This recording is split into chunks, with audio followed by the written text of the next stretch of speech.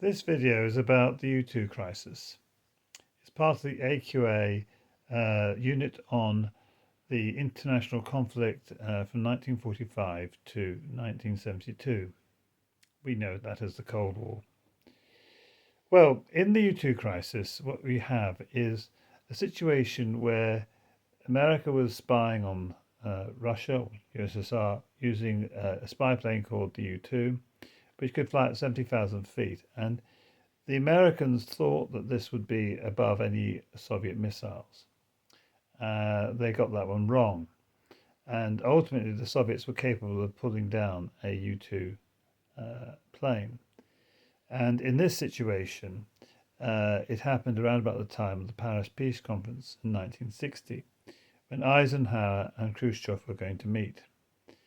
And the aim of the conference was to try and consolidate on the 10 years or the 7 years of peaceful coexistence that Khrushchev had brought in. Tragically, this conference failed because the Americans, when the U2 was downed, lied and initially said that it wasn't a spy plane, it was a weather plane. Khrushchev had conveniently not told the Americans that he had not just got the plane, but he also got the pilot, Gary Powers. So America was shown up to be lying as well as spying.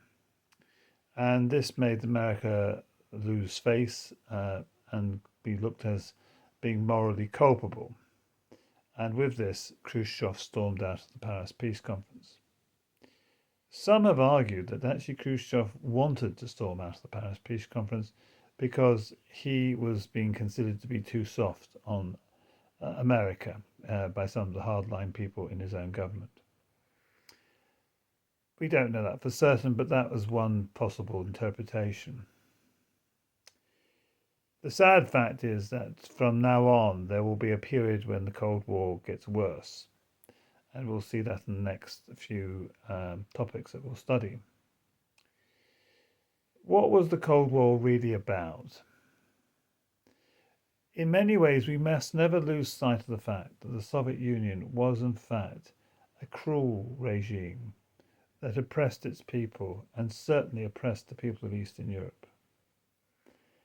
And this regime was one that needed to be resisted.